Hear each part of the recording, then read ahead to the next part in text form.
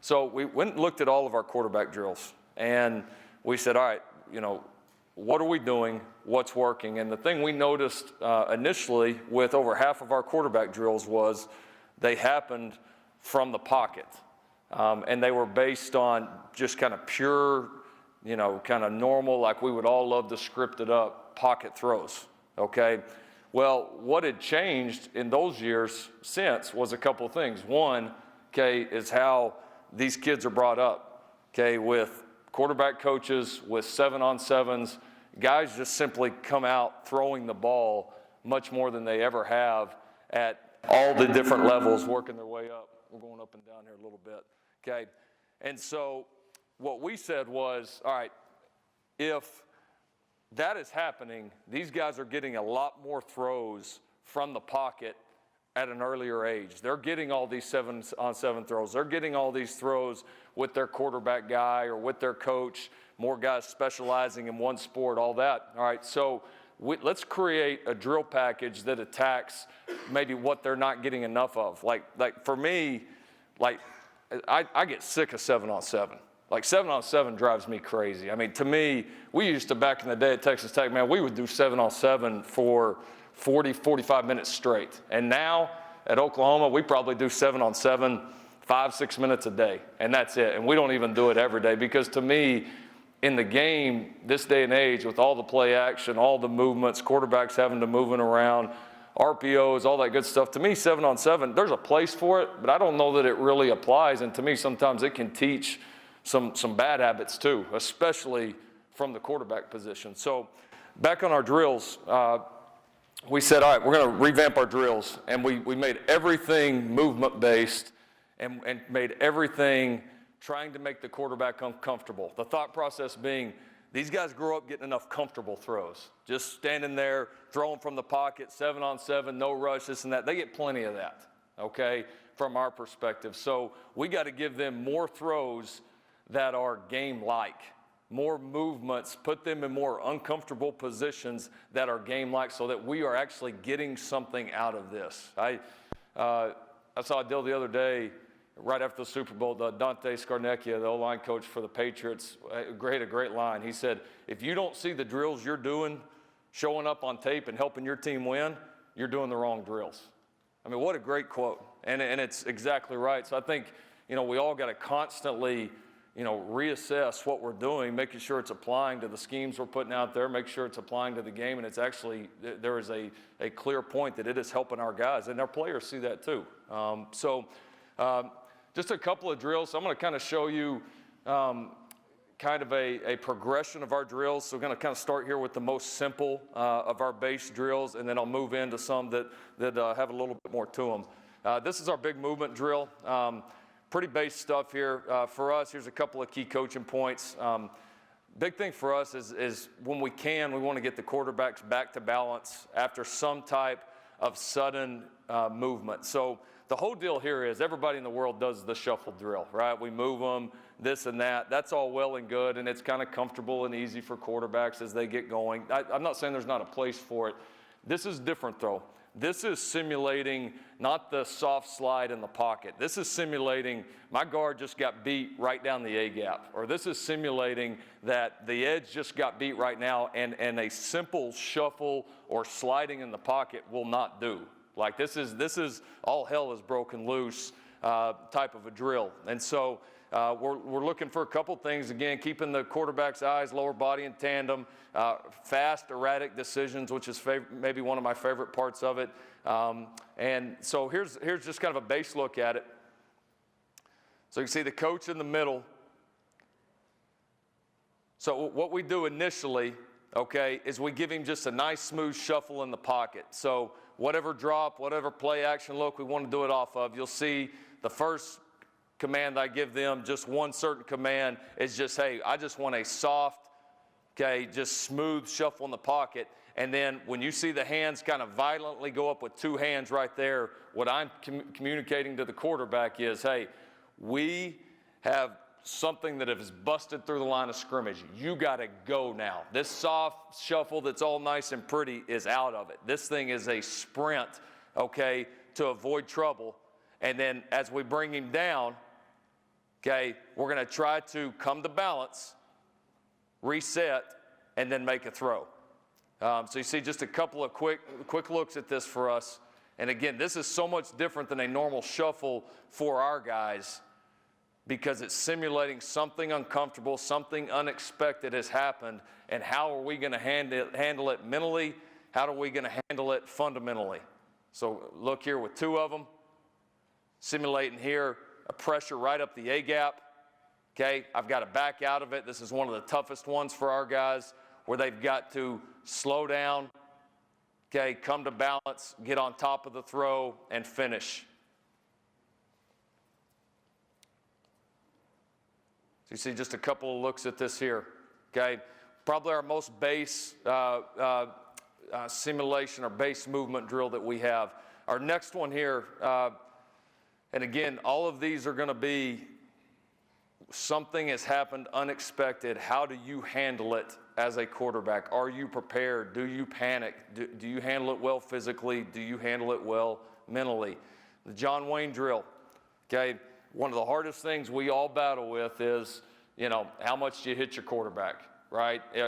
Same old question in our mind, all right? If our quarterback's getting hit in practice, if he gets hurt, we all feel like a dumbass, all right?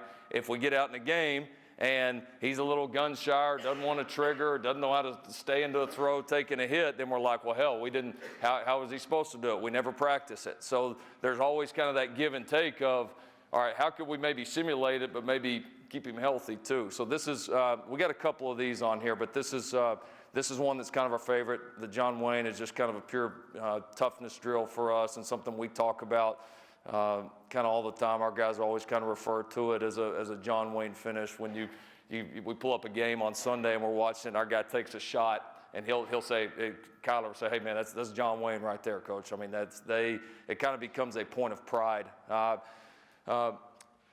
Solid base, okay. You see lower body, upper body, eyes down the field while being pressured, which I think is a huge one. I mean, even for guys at the college level, but certainly I think as you're a young quarterback building up, that's a great skill to be able to teach. Obviously the pocket presence, the ball security, and then most importantly for me, and when I talk about guys taking a hit, the whole deal that I always put it to them is you have to commit to the throw. You have to finish the throw. I always tell them, guys, you're going to get the shit knocked out of you no matter what. It's going to feel a lot better if we complete it. All right, so, I mean, it's going to happen, okay? So you got to understand, and you got to have the courage and the trust to finish the throw, and I think that's got to be drilled. I mean, I think, yeah, well, it's great to get the one tough guy that, the Baker Mayfield that doesn't care and wants to go run over the linebacker the next play, but the reality is we ain't all going to have that guy with that mentality that was born with that all the time. And so, you've got to be able to teach guys, you've got to be able to get them used to feeling that contact, feeling a little uncomfortable, not the 7-on-7 nice and pretty easy world where nobody's rushing me. Make me feel a little uncomfortable and get used to that and be able to handle it and develop the confidence to handle it. So how we set up this drill is I use a pop-up.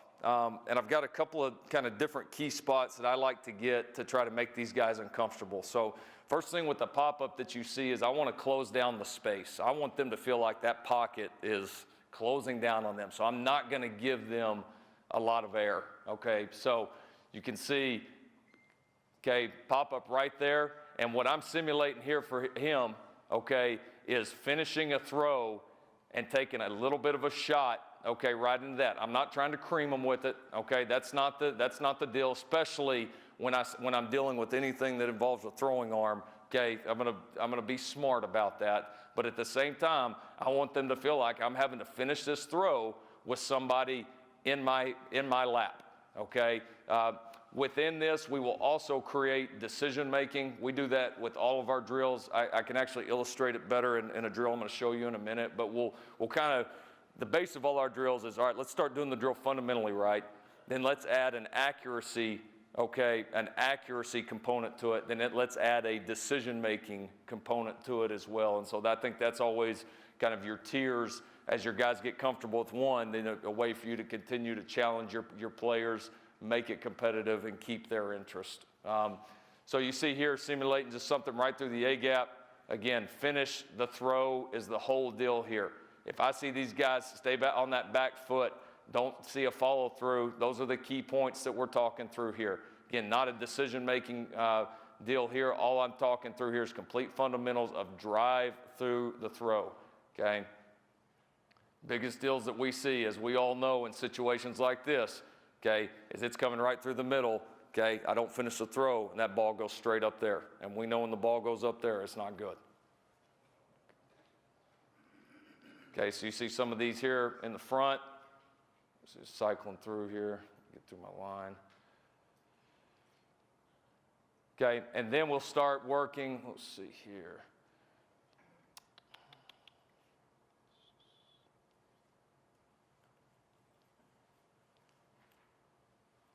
I must have been talking a lot this day. Okay, here we go.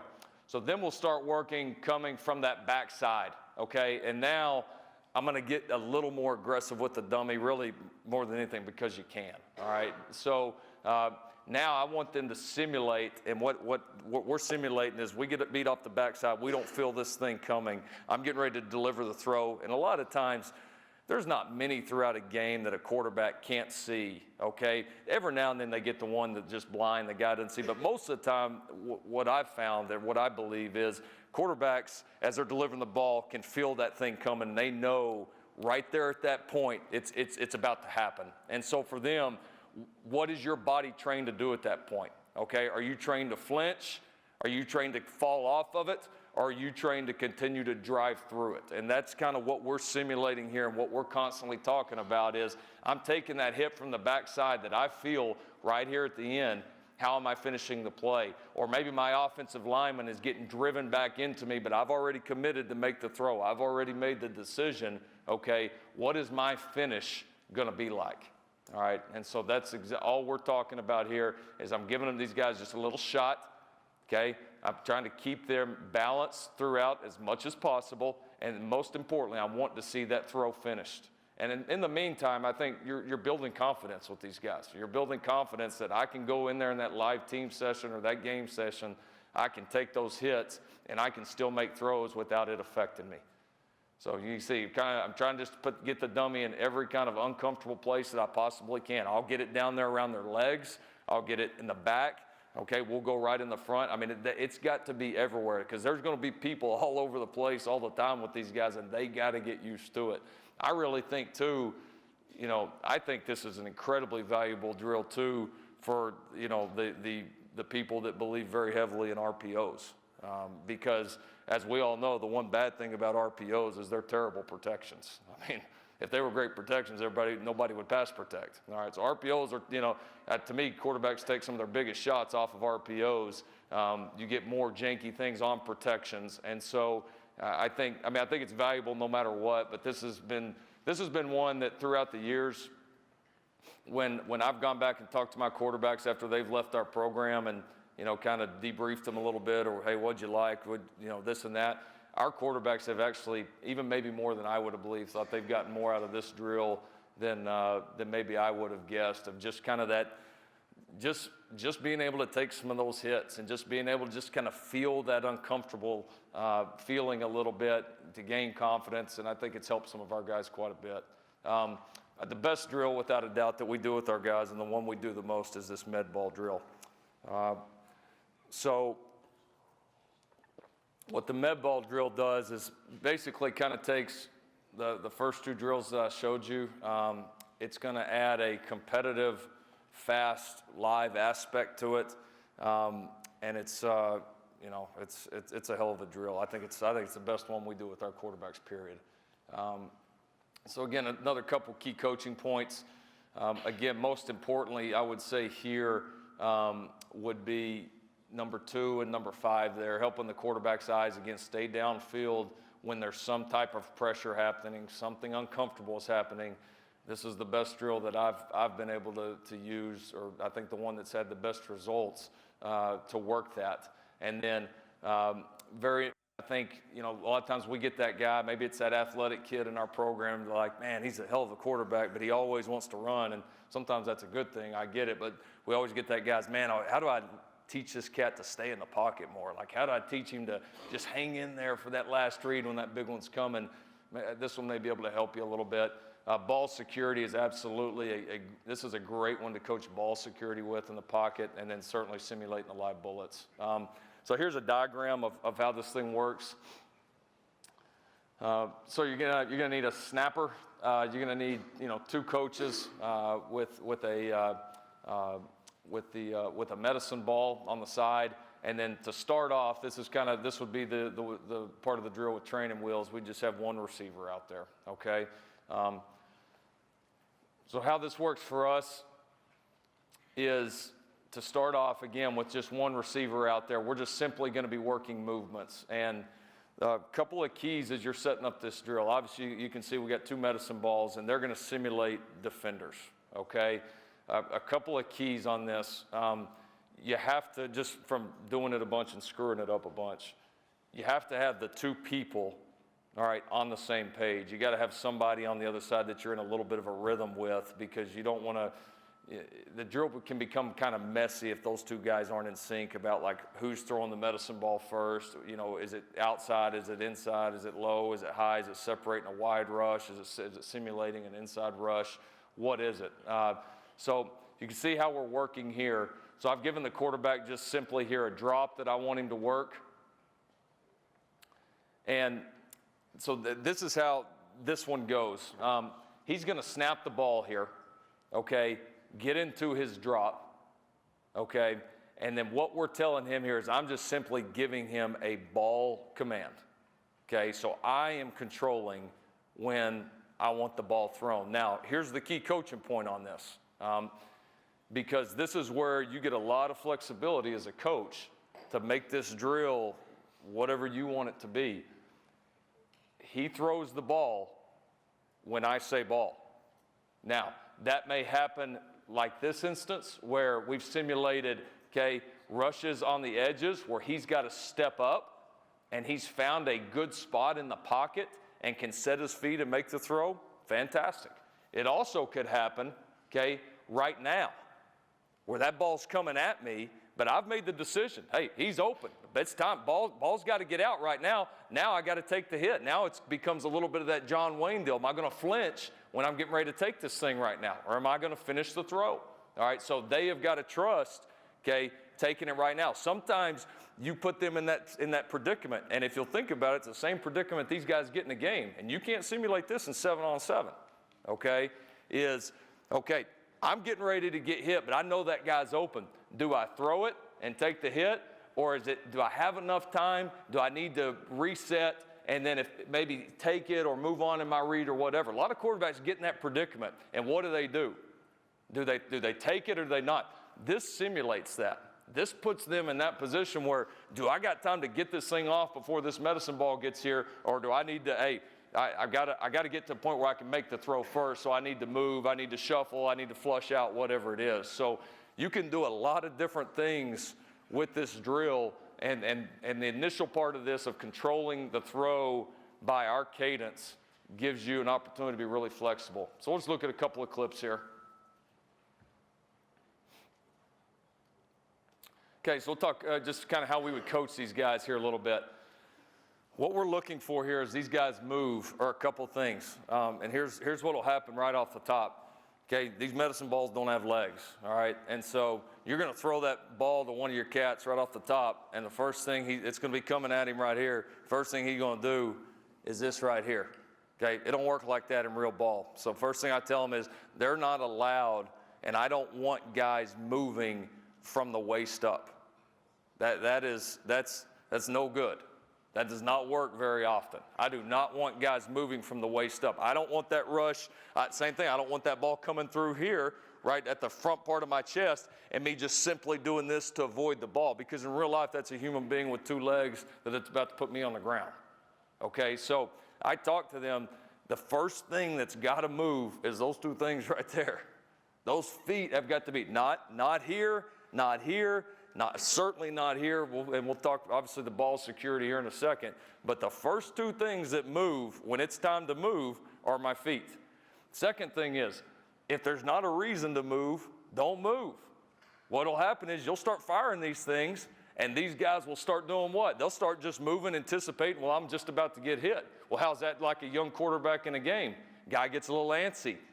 We go back on Saturday after watching the Friday night game, and the pocket was pretty good. My man was just all over the place. He was antsy. He was this and that. This creates that. 7-on-7 has no chance of creating this, okay? So you get a lot of really, really good things to coach off of.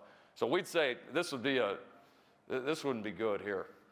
So first thing we're seeing here, the first thing that moves is shoulder, okay, and upper body other than the feet, okay? So I'm gonna be sacked there, number one. Second, never separate the ball. I like that he kept two hands on it, but no reason at all to separate the ball. But the reason the ball did that is because the body did this.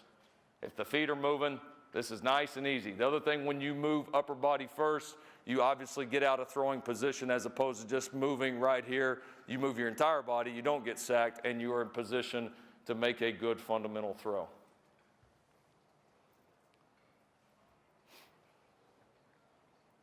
Okay. Pretty good here, because I like that there's limited movement. Only moving how much he absolutely has to, okay? And this was a good one to compare to the last one, because here the ball comes right here at the top, right? Coming right here. This defender's coming right here at his front shoulder, and watch the feet move first. Watch his left foot right there. Right there. Now the whole body's moved. I've kept great pocket presence, and now I'm in position to deliver a nice, easy textbook throw. Okay? So, all right, now let's go to kind of step two of this thing. All right, so I would, and this, I'll preface it by this. This is one to me, because that even the first part of this one is hard, especially for a younger guy or a guy that has not done this before. And you can really ramp it up, again, by the speed of the medicine balls coming at him, simulating all the different rushes, all of that. I would really get a guy comfortable with step one of this before you move on to this one. I think it could get a little ugly. Has in my experience. So step two, what we're going to do now is we're going to create some type of decision for the quarterback here. Okay, and to start, I just make it purely a two-man decision. So we've got two receivers, we got one read key. Okay, and now what we're doing is we are taking the command to throw out of the coach's hands, and we're putting it in that defender's hands. Okay, so he's watching his read key. When his read key gives him a read, then that is going to be, okay, it's time in my mind to make the decision. So we've taken step one, okay, and now we've made this one a little bit more game-like. Okay, where now he's doing it based off of a defender, not something he hears, but something he actually sees on the field. And this is, we do this with all kinds of reads you can, whether it's flat curl, whether it's two seams and you're working a middle safety. That's what I'll show you right here. We'll do it on stick route where you've got your stick and your flat. I mean, any kind of two receiver combination that you have. And even if it's out of a trips or whatever, and you just want to work, this part of it or that part of it, anything goes here. So you can tailor it certainly, to what you guys do in your systems as far as the throw game. So the back in the gray, obviously here is the coach, okay? And again, you got to kind of have these things in sync. And you see what I'm trying to do here in the front here is trying to move around a little bit. And so he can't just sit there and say, well, he's standing right in the A-gap. I know the medicine ball's coming right in the A-gap. So I try to move around and give him different looks. So we're trying to get out here on the edge here. Again, this is a nice step up. Again, the first thing you see with this cat right here that's pretty damn good is the first thing that moves are those feet. He's not trying to avoid the medicine ball with his upper body. The first thing that moves are the feet. And he stays in good throwing position, okay?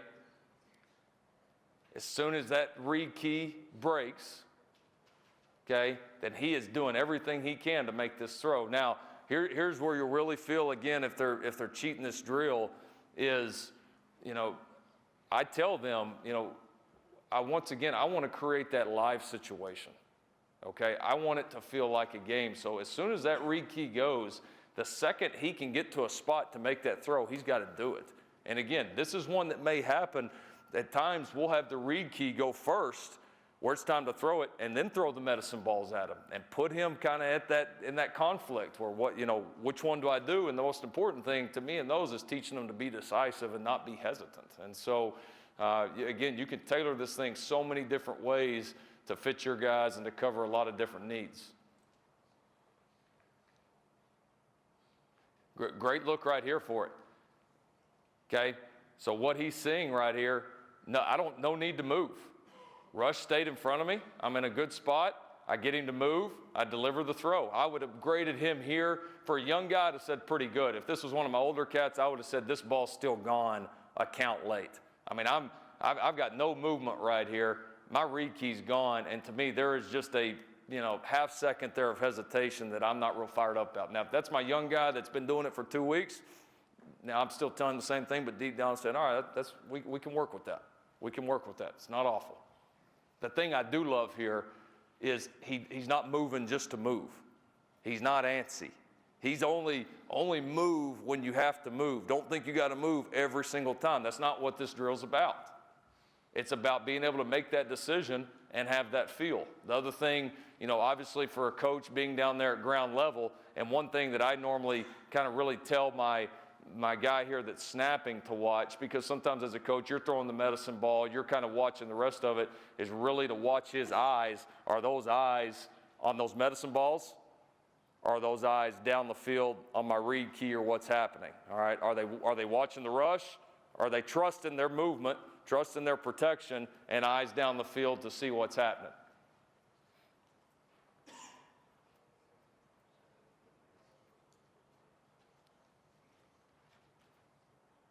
Pretty good here. Pretty good. Got to move 2 different ways here, okay?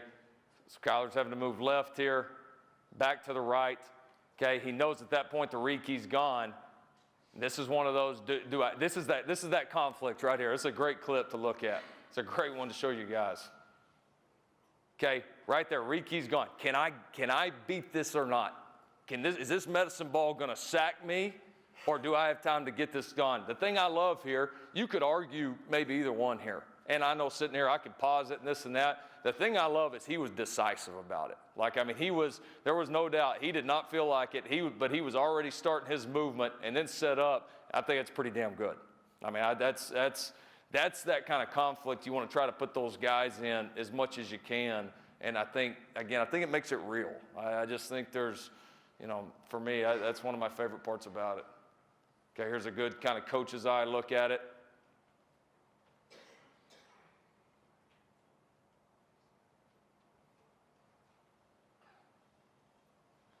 Notice all my guys do it with helmets on. I had one smart ass one time that thought he didn't need to do it with the helmet on.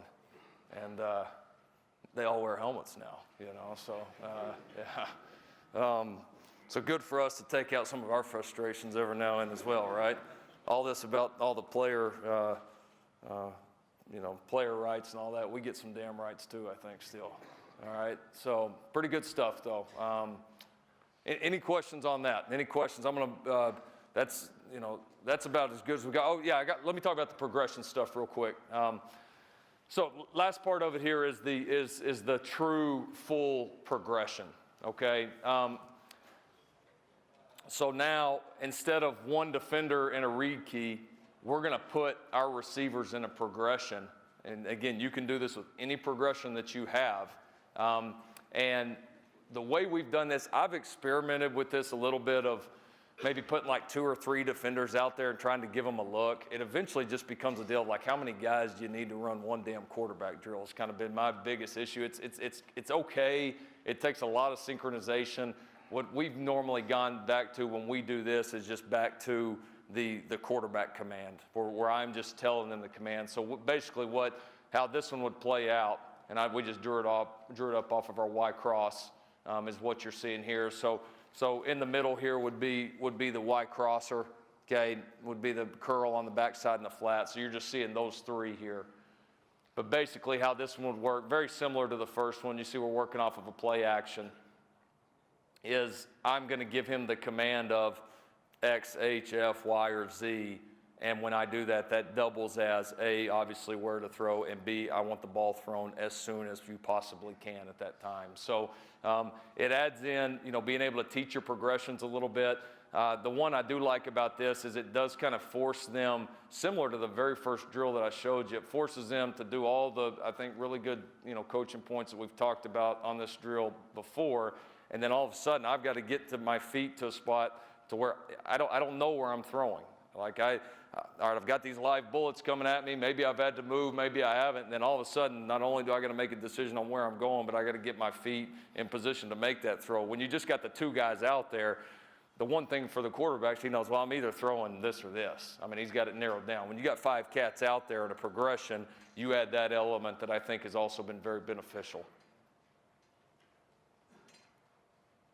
Okay, so just a couple quick looks at this.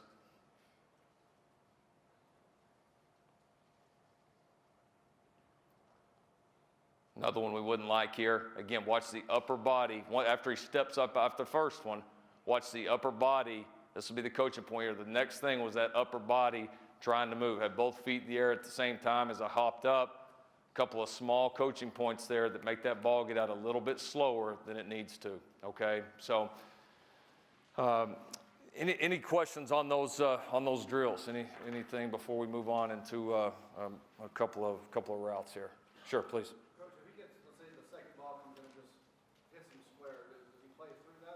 We teach them to play through. We create kind of a game with it at times with our guys once they get good where like they've got to, we have a little scoring system on it and make it competitive. So like, have your 2 quarterbacks on one team, 2 on the other, loser carries their pads in or whatever. And, but, they lose points for getting hit. They lose points for bad ball security, lose points for the wrong decision, whatever it is. So you can kind of almost make it a game and make it competitive. But I don't know. I definitely, if they get hit, we certainly don't stop. Because a lot of times you may get hit and the guy may not get you to the ground. So, I certainly still want to coach that. Yeah, great question. Any other questions on that? I hope that's helpful. I really do think it's one that's made a big difference for our cats. So. Okay, I would talk about our mesh play, and we've done a lot with this over the years. I mean, this is one of the few things that when we all learned this offense a long time ago that was a constant, and we've added a few new things off of it that we have been beneficial to us at a couple of the stops, and we'll show you some of the shots here at Oklahoma. But to start on the scheme, game planning, we'll talk about this route, kind of how we use it. I'm a big believer that, as you go back and look at your game plans, because I'm really big on, all right, we create our game plan, we like it, we narrow down our plays, how many plays you got, this or that. One thing I normally do about mid-week is I look back and say, all right, how many calls we got on this thing? Well, we got to call the right thing at the right time. And depending on how smart you think you are, or how smart you think your quarterback is, or how much you think you can, be right, I think that number gets too high, it gets tough. I mean, you're going to have those games where you call them all right and you hit them at the right time and catch them in the right coverages or right blitzes, this or that. And then you're going to have those games when you don't, where they adjust or they do something different that you didn't see. And then all of a sudden, all that stuff you worked and counted on, this and that, where you standing at the end of the day. And so we've tried to, develop our game, and not just our throw game, but really every part of it, to have calls that you are confident calling no matter what they're in. And I can't, for me as a play caller, and I know everybody as play callers, everybody sees it differently, everybody does it differently.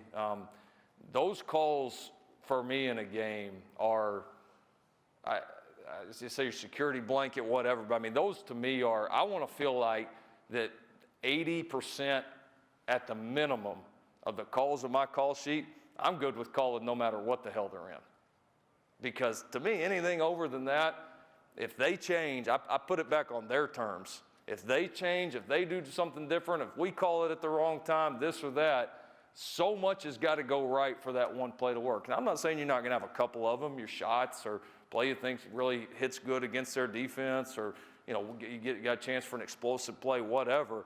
But I think at the end of the day, you're going to play consistent offense. You're going to win championships based on the plays that your guys can go run against anything. And then for me as a play caller, it takes a lot of pressure off.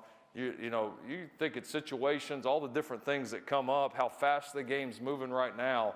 It's impossible to do that and dial up the perfect one every single time. I'm damn sure not smart enough to do it. But I just think having calls like that you like everywhere are huge, man. And I think a lot of times, I know I'm guilty of it. I probably go into games and don't have enough of them. I try, but I think if we all went back and probably took a couple more that, things we can run against everything and took out maybe some of those specialty ones that make us feel good, or we come up with this or this and that. But at the end of the year, how often those things really come to fruition? How often they really work. How often do you draw up that perch when you felt great about all week? You're like, man, this thing's money. And they come out something different. You just wasted all that damn time all week, and it didn't even work. And so I know there's some give and take, but this has always been one for me that I felt like could call at any time. So this is just our mesh play. I'm just going to show one shot of it here, and then I'm going to talk about kind of our progression of it, and then I'll show you a lot of different examples of how we've run it, some new things we did this year that were really, really good to us. So for us, you see down here at the bottom, you see a 6-step out. We've always got some type of intermediate route for us that's going to be the first read for the quarterback on this. So at the very bottom of the screen, that 6-step out is the quarterback's first progression. The mesh for us is always the second read. So you see a zone coverage shot. You're going to see a receiver settling, turning, getting straight upfield after the catch. And then there's always going to be for us, almost always going to be some type of down the field answer for that. If we run mesh 100 times all year, there's going to be probably 2 out of the 100 that it's not open. It's that hard to cover. But when it is crowded, we're going to have something down the field as a third option to get to, which in this case is this dig by the number 2 receiver here in trips. Back here is just flat control. All right, so we see a quick example of this thing. Now, how we coach this, okay, is a couple of ways. We coach it with our settle and noose drill, and I'm not going to spend all day on this. We talk drills a little bit, but really, really work hard in zone coverage, and this is a low-tempo drill for us. We really work hard in zone coverage of receivers learning to sit in zones, quarterbacks learning to put the ball on the shoulder away from coverage, and receivers gaining the trust and having the trust that wherever that quarterback puts that ball is where you need to turn and get upfield immediately, which is paramount if you're going to be great at the mesh, okay? We drill it through our routes on air. This is a drill we do every single day where we have either 5 or 6 quarterbacks in the progression. You see that same route that you just saw in the team period happening right here. So you got 5 QBs, 1 assigned to each route. Coaches out there giving different looks, especially on the mesh. Everybody getting through the progression. Okay, so in a way to create a lot of different throws. Again, I'm not going to sit here and talk about a million drills, but these are ways that we drill this play, because I think you can come up with great plays, but you got to have a plan to practice them, and you got to have a plan to make them all work. And this is what we believe in with this play. So you see a couple shots of our routes on air period, how it works. This is one of the plays for us that we believe, as you do this in routes on air, because it is a true progression, okay, that you need to have, that these throws should be coming out in the sequence, okay, of the reads. So if you just think in your mind right here, the first read for us, because we teach this from the quarterback perspective as purely progression, okay? It's not based off if this defender does this, if that defender does this. It has nothing to do with that. They've got to be aware, obviously, but it is truly progression. So the first throw that should get out, okay, is that out ball up top, and you see that happening. So that's nicely done. Quarterback's throwing it right off, a quick 3, throwing it right off the 3rd step. The second throws that should come out should be the mesh, okay? You see those are starting to get out right now. Man coverage at times causes us to hang on to them just a little bit longer. And then the last throws that should be out should be that dig, and then the wheel route with the tailback. I'll tell you, it's another, I think, just great point, of continuing. You see our guys, why is a guy the number 1 pick in the draft? You look down there at the far left of the line, always challenge himself on the throws. How many times, how hard is it to sit there from the pocket and throw a nice, easy wheel route? We can do that all summer. We can do that all off season. We can do that all the damn time. Challenge yourself.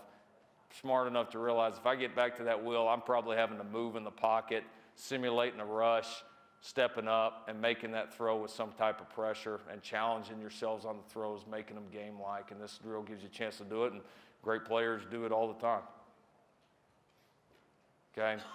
All right, so let's talk about this. Let's talk about kind of the bones of this play, how we teach it, how we coach it, and we'll go from there. So you see this out of a tight end trip set for us. So same concept that we saw earlier. So this is a pure 5-step progression for us. Okay. Back for us here is in the protection. So you can see just a quick hesitation with the running back before he gets out into his route. So he is responsible, based on the protection call, responsible for some combination of the linebackers, and then gets out into the route. Okay. The first route for us, okay, and I'm going to show you, because I think as you're going to watch this route, half of you in the room are going to be saying, well, shit, my quarterback can't make this throw. This is a left hash, 6-step out, and this thing, it's a long throw. Well, I'm going to show you some different examples and things that we've used of throws that everybody's quarterback can make. And I think the key point that I want you to take from this is you can implement whatever your guy likes to throw the most as your primary route on this, and you get a chance to maybe throw that route one-on-one, maybe a little bit more, and then still feel good about it. So our guys, our guy here like to throw this out route a lot. So for us, this is a 6-step out route. The only thing that we convert this against is any cover 2. If we get a cover 2, and I'll show you a shot of that here in a second, it's going to become an inside release high corner route. We speed cut this route. I think squaring these things off, especially to the field, is tough, and we're just a big believer in speed cutting first progression routes. We're not a big square off team. I don't like receivers losing momentum on routes. And if you're going to square routes off, unless your guys just can't run anyways, then they're going to keep the same momentum, all right? But they are going to lose momentum if you square it off, period. And it's going to be slower, and the quarterback's got to hang on to the ball longer. I know at times they can come out at different spots, but to me, the speed of it is not worth compromising, in my opinion. Not saying I'm right, just letting you know what we believe. So what he's looking at here to start is he is asking himself, A, do I have one-on-one with that corner route, with that out route? If I do, then it's simply, do I like the one-on-one look for it? So really, obviously here, there's really one player, this flat defender over the number 2 receiver, that could take this away. That's the only guy that could do this. So as soon as he attaches to that inside release dig route, he knows he's one-on-one and ball needs to be gone. Now, the beautiful thing about this play for us, and now you'll see a bunch of different variations here in a minute. For us, the mesh is always the second read. No matter what we call it out of, what formation, what routes are there, the mesh is always second. And the thing I always harp on these guys with, if you don't throw the first read, whatever it is, the out route in this case, if you don't throw it on time, go to the mesh. Because of what I just said earlier, you'll run this thing 100 times through the year, and 98 times you're going to be able to throw the mesh. I promise you, if you run it right. No doubt about it, okay? But guys that hang on too long to the first one, okay, and then it's not open and get to the mesh late, that's when you get in trouble. So he's seeing a one-on-one. He's taking it right now. He's decisive. He makes the throw. All good, okay? Coaching the mesh right here. We teach our guys man and zone. We don't, but there's got to be a feel to it. And especially out of these trips coverages or any single receiver routes, because we know you may see some combination like we're seeing here, where one guy, it looks like it's in man coverage. The other one, obviously, we've got a bust here on that. We caught him in a pressure where they were locked up on the backside. We got a pretty good call because that backside mesh guy's going to give me money. So you may end up with one runner here, which you should. Great job by the X running through. Okay, and then our Y coming over the top for coaching the mesh, which is Anybody that's ever coached it, it's one of those things, man. You don't work it for a week, it goes to hell. I mean, it is a maintenance deal, but it'll pay. It pays dividends, okay? We coach the receiver from the right always being over the top.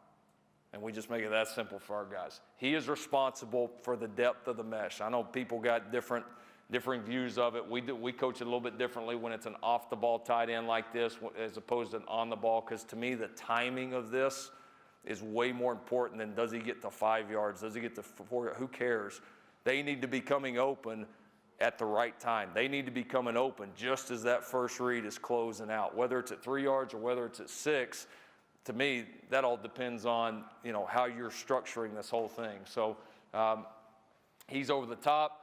Underneath receiver is solely responsible, okay, for making the mesh tight, which simply means those guys running close together. And we go with the juvenile way. We go with the Pee-wee football. We make them slap hands. You watch our guys in the Big 12 championship college football play, they're running through their slapping hands. We make them do it. And I'm glad we do. We didn't do it at one of the stops. We started doing it when we got to Oklahoma, and to teach them, and we just never stopped, and we never will stop. I think it helps, and it just kind of constantly reminds them. The other thing it enforces is it gives them some ground rules. They can settle at any point, but after they have crossed. You cannot settle before you cross. After that, you have full freedom to settle. Okay, so until those hands have been slapped, nobody's settling. Again, they might be open. If the guy settled early, he might be open, but he's going to be open too early. And the quarterback's not going to be looking there, and it's going to close up. So again, getting guys open to me is not that hard. Getting them open in sync where the quarterback is going through a progression and they're coming open at the opportune times, that's what it's all about, okay? And then that dig route for us, we've liked this. It's given us kind of a high-low with the mesh. We haven't thrown it a ton. It's given us some vertical presence on it. It's given us a chance when we have had a crowded mesh to be able to go over the top and take it, okay? But certainly, we throw the primary and then the mesh, far and away more than anything, okay? All right, so we talked about, this is just coming from the other direction here, so we talked about the cover 2 shot. So watch the X up top. It's just an adjustment for us. Every other part of the route is going to be the same here. Okay, so you're just seeing the cover 2 adjustment, throwing the high corner. Let's talk about this here. So off of that corner route here, everybody's loving to throw the back shoulders, okay, and we do too. They're a great thing to throw. So here we have tagged this play, basically in our terms, mesh with the back shoulder, okay? So he's going to start with the now back shoulder down here at the bottom. A lot easier throw for most guys, especially younger quarterbacks, when you're talking about throwing it to the field, okay? And then you see out of a 2x2 tight end set, these same routes happening. You're still seeing a mesh. We did bring them under here. We did bring the right side under here. This was a little bit different. We were trying to create a pick here. We don't do this often. We were trying to create that pick up top, but we are 95% of the time we're going to bring the Y over. So you see, obviously just ends up taking the back shoulder throw.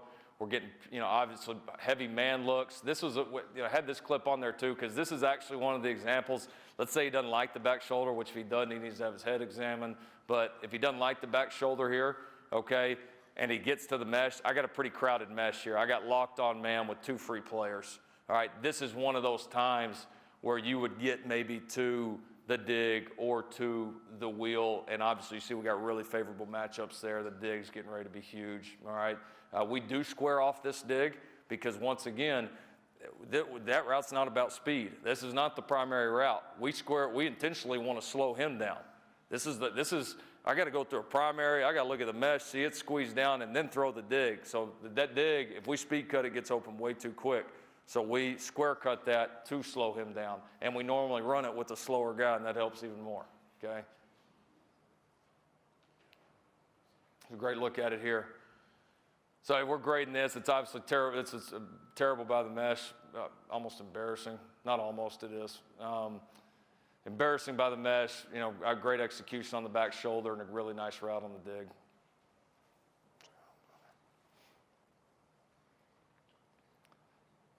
Get this all the time. All right, I got a team that's going to play a bunch of man and you know, maybe our receivers, we got a couple guys that are good, but we need to maybe help get some separation. What are a couple of quick, easy ways to help me create that, maybe put them in some tough scenarios. This has certainly been one of our favorites. And then this is also for everybody in here that was watching those first out throws saying my quarterback can't make that out throw from the far hash with that big split with the receiver.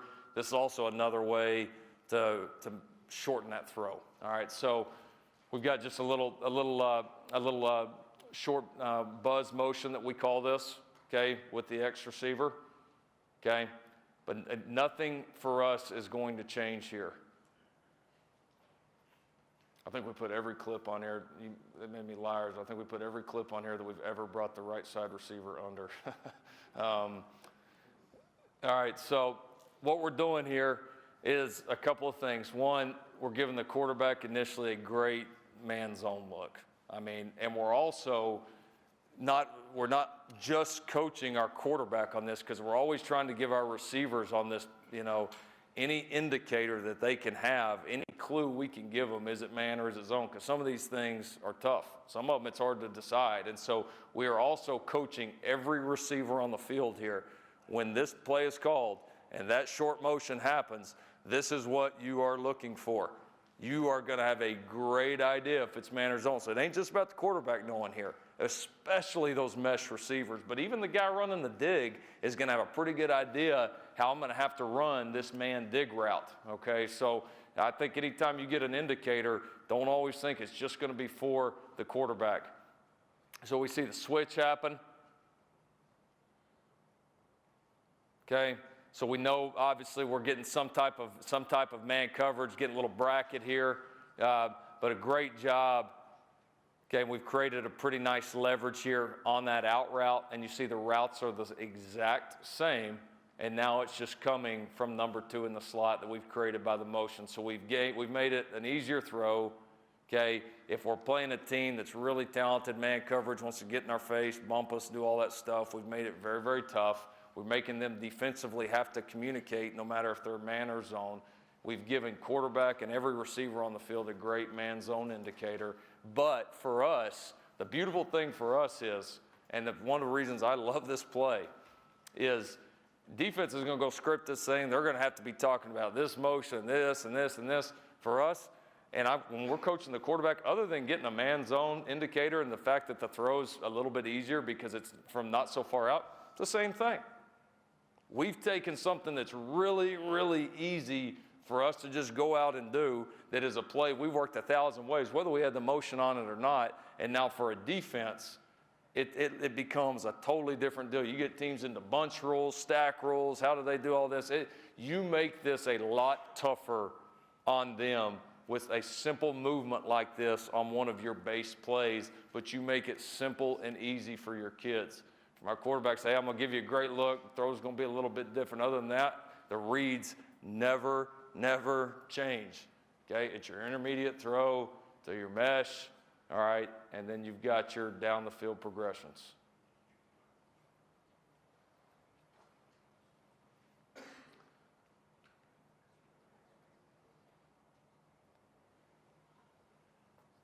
Another great look at it. So I'm, again, just going to show you a lot of different looks of this and how we've done it. So another great look. We got it out of 2x2 here, and we see, obviously, we're playing a team here that's up in our face, okay, hands on us, trying to disrupt routes, going to try to bring pressure and disrupt those routes, throw timing off, okay? And again, you know, I think we sometimes can get caught when we play a team like this. It's just going to come get in our face of just throwing vertical. Now, believe me, I love throwing verticals, and you got to do it. But I think you got to have some variety, and showing these guys a few different things certainly helps. So you see that same motion.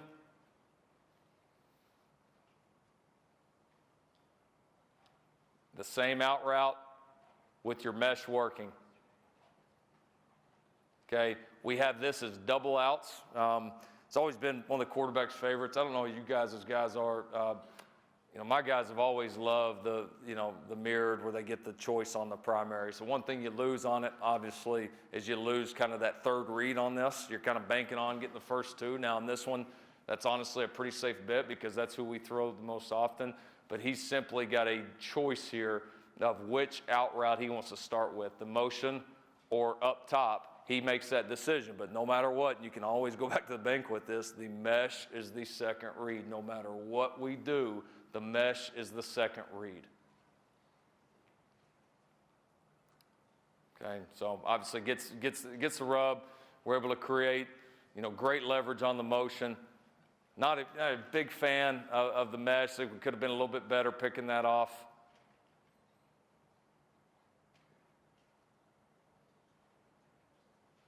Okay, and then this is where this thing can get really good. And this is, to me, the versatility of this play. So, all right, throwing you out, you've done this or that.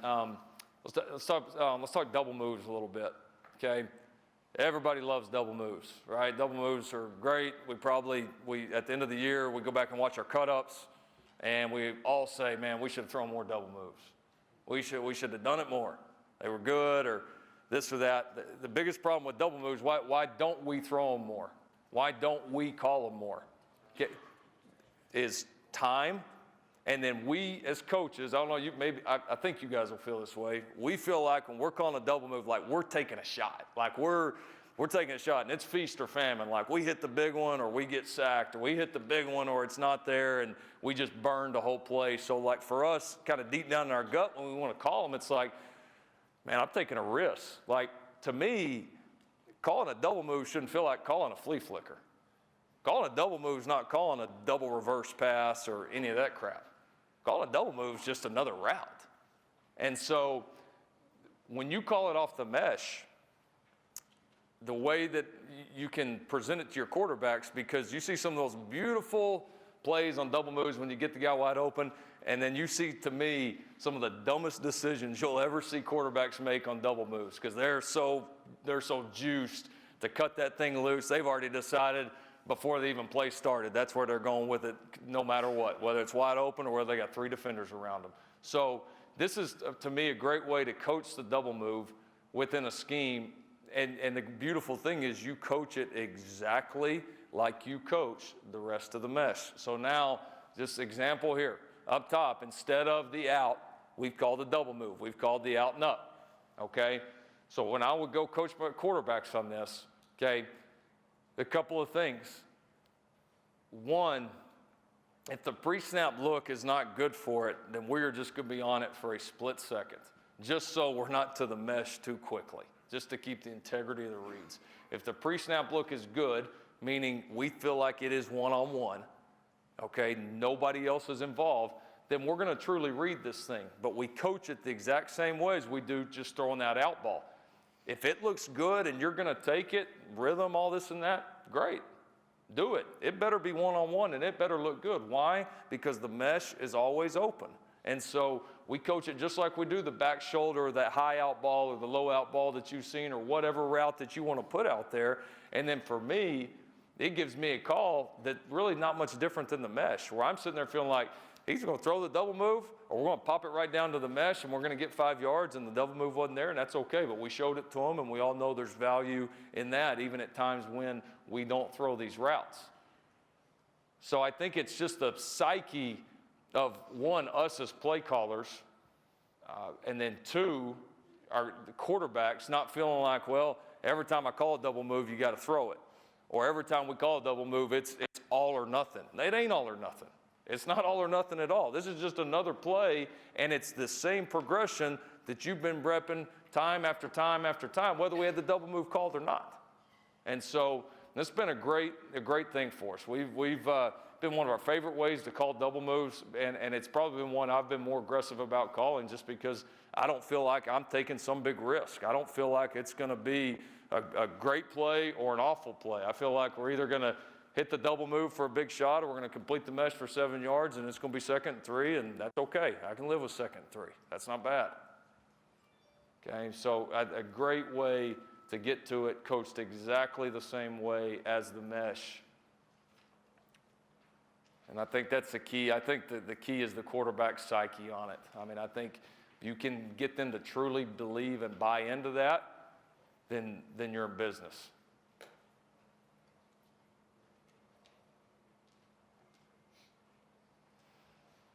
Yeah, a couple good mesh shots here. So you see us even calling this, we'll call this anywhere, any hash to the field, to the boundary. That's another reason I love this play is not only do I like it against any defense that you can draw up, okay, I also like it anywhere on the field. There is not a place on the field that we will not call this play. It don't matter what hash it's on. I don't care if it's on the -1. I don't care if it's on the +1. This was a 4th down shot here. I don't care when, where, anything like that. And to have those plays that you and your quarterback have that confidence in, to me, when you get in these big games like this, that's tough to replace. So you see some good stuff happening here. Another great coaching point here with this tight end. We don't want him open too early. So we also talked about the not speed cutting him, okay, squaring him off because you don't want that later read open too early. The other thing it allows you to do is take a wide stem like this and create a little natural rub for the mesh runner. So it becomes 2 picks now that this defender over the number 2 receiver's got to run through. Beautiful mesh there by the guys. You see him slapping hands. Beautiful mesh. We've already had 1 pick. There's a 2nd pick. And we're in business, okay, ball in the upfield shoulder. I think another big deal to talk about on this mesh for your guys, if you're going to give them this option, which I think to do this play well, it's what you got to do, obviously, to be able to settle a run, is decisiveness. And I think decisiveness is something that we got to empower these guys with. We got to really look at ourselves and say, how are we coaching these guys, okay? As we coach our receivers, myself and our 2 receiver coaches, when we coach the mesh, there's kind of like 2 different screw-ups, okay? Screw-up number 1 is, hey, man, it was man, and you should have ran. Or, all right, this was zone, you should have sat in this hole. Okay, you made the wrong decision. We're going to get on your ass about that. But we're not going to blister you, okay? Okay. Mistake number 2, okay, guy runs, starts to settle, acts like he's settling, kind of moves around all over the place. Or guy's running and then starts to slow down and can't decide if he's going to settle or run. Indecisiveness. Indecisiveness, we're coming after you. Indecisiveness, we're coming. Indecisiveness kills this play. Because what indecisiveness does is it makes the quarterback unsure, and then we get well, I thought he was going to do this, and he did this, and then we get up with an interception or whatever bad stuff happens. For the quarterback, he can see what you're going to do as long as he's looking at his intermediate first. He will have already seen what you're doing, and you're at least going to be on the same page, even if you're wrong. And being on the same page, we tell our guys all the time, being decisive, being on the same page is more important than being right. It is way more important than being right because you can still make it work. We can still complete the ball, even though it was zone and he settled right next to the defender. We could still complete it for 5 or at worst end up with an incomplete pass, whatever. We can't live with the other ones. And so that's how we try to empower our guys to be confident in the decisions they make. Let's coach them up so a higher percentage of them, that percentage grows and we become right more often. But indecisiveness, no way. It cannot happen. It absolutely cannot happen. So I don't think you can coach those 2 things the same way without making those guys hesitant. That to me is a killer on this play.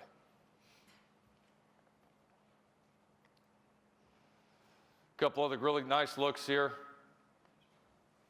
You know, this is a great example. Like, I get, guys see this clip, or my receivers, they'd be saying the same thing here, all right? Thank you. They'd be saying the same thing. All right, so I'm the receiver down here at the bottom. I'm running my mesh route. Okay, we got a decent mesh. Okay, I come off of this. I mean, you could make arguments. Is it man? Is it zone? I can certainly, looking at my side of the field, the single side, I'm going to say it's zone. I look up at the top, and I feel a defender carrying both receivers. I could look at that and say it's man. Which one is it? Which one is it? I don't know. Okay, be decisive. Had he settled right here, fine, I'm good with it. But be decisive. He hauls ass. He is giving the quarterback a clear picture. There's never one point here where he looks like he's settling, not even close. Quarterback knows it. Everybody's on the same page, able to give him a ball in the upfield shoulder. keep momentum because of that decisiveness, not just complete the ball, and now it turns into an explosive play because of that. Really, really well done by the receiver. Could have gone both ways. Decisiveness is key. It's more important than being right.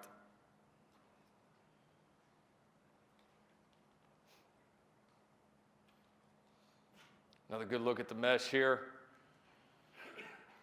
Bad by the receiver at the bottom. Should have felt the cloud corner. We should inside release this, ran the high corner. Quarterback sees it immediately, knows he's off of it, onto the mesh. Pretty good example here of trusting where that ball's thrown, drop stepping and getting straight upfield. That's what we talk to our guys all the time, and we all see it. We scream at our guys, get straight upfield, get straight upfield, get straight upfield. But I think it's more than that. I think you got to teach guys. It's no different than a move when you're posting up basketball.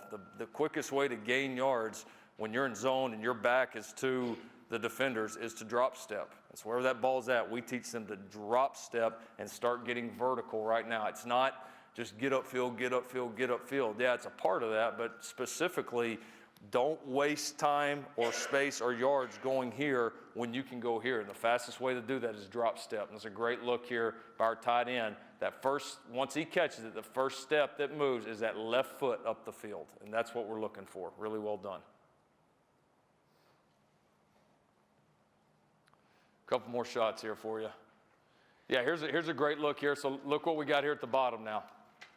So we called that same, very similar, but that same call that we saw that we threw the double move earlier, right? So we got the little out and up, okay?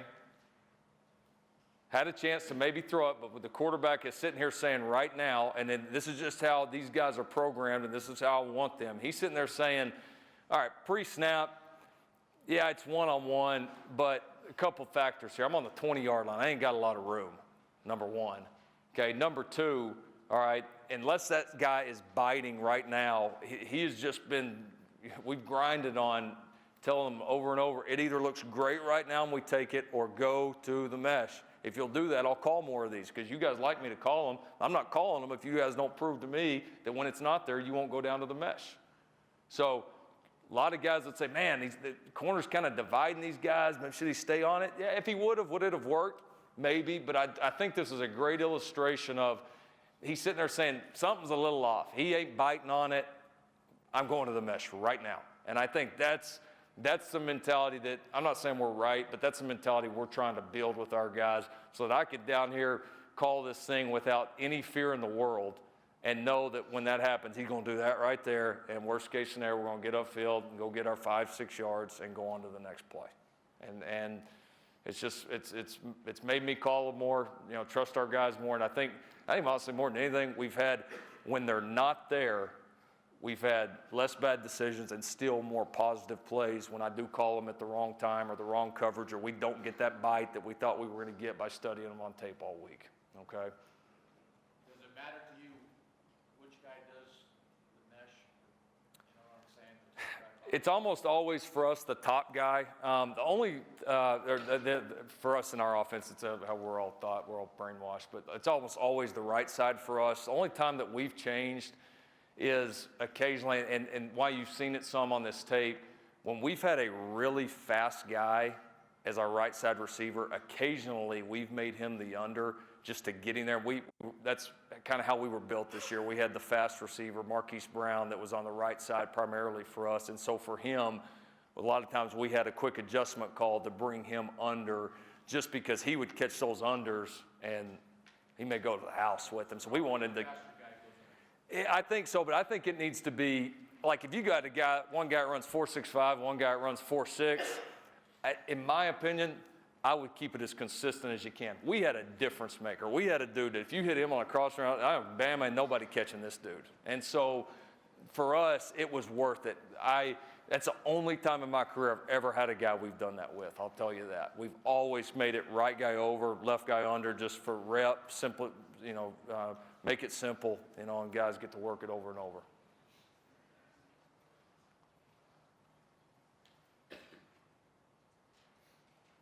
Let's see, I'll show you. This is a good, I know I don't have a ton of great dig shots, but this is a great read to me on the dig.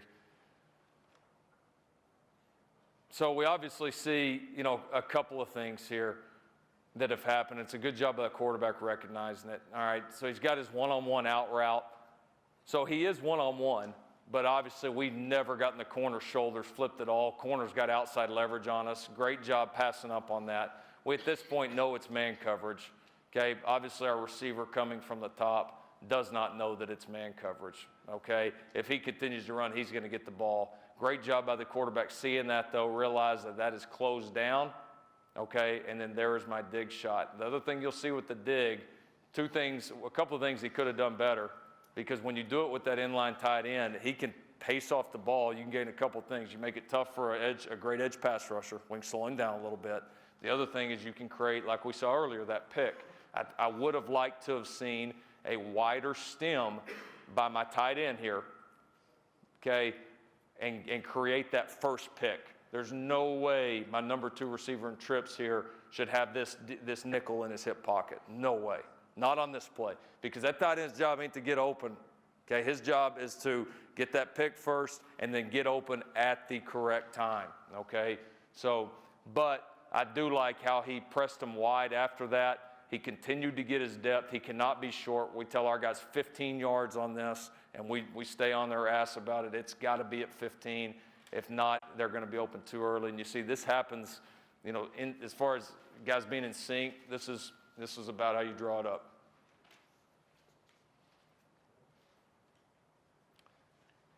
I think last shot here, I know just talked about calling this thing anywhere. One of the ways we really like to do it when we get down kind of in the low red is, instead of obviously throwing that out ball down there, which, you know, can be a little more dangerous, is running the glance off of it. So same call down here. So you're going to see the glance down here at the very bottom. Okay, so you got your glance route that if he's one-on-one, he can take it. And then down to the mesh. What this simply creates, I mean, this one creates a little bit more of a high-low in the beginning down here in these areas. You know, obviously you get some one-on-one shots like you get here.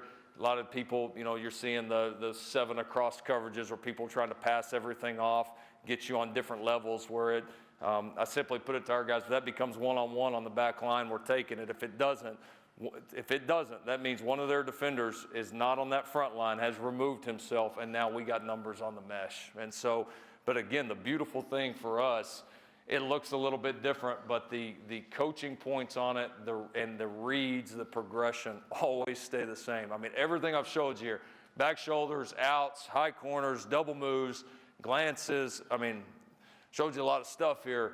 All these motions, they're all the same reads. And they look, I mean, if you're a defensive coach and you're sitting there watching that cut up we just watched, you're sitting there saying, man, there's a lot of stuff we got to defend. You're a corners coach, secondary coach watching that, you're saying there's a lot of stuff we got to defend there. I mean, if guys are running or settling, what route your primary, all that different stuff, your motions. But for your quarterback, he's taking the confidence of, man, every time I rep one of them, I rep all of them. And that's hard to do. It's hard to find stuff like that. And so to me, you know, that's why I've loved this call. Our quarterbacks have loved it throughout the years. We've invested in it, but it's been a great thing for me, and it's always been a security blanket, and one that we've been able to keep the base reads, and a lot of those have stayed the same throughout the years, but we've been able to tailor it to this quarterback might like throwing the glance more, this guy might like throwing the back shoulder more, this guy might like throwing this or this more. Yeah, we can tailor it to it, but it's going to do that, and we can game plan it, adapt it, run it out any formation that we have, and it's still the same for us. And I think that's one of the beautiful things about this play. So, okay, all right. I appreciate you guys having me up. Thanks for listening. Yeah, thank you so much. Appreciate it.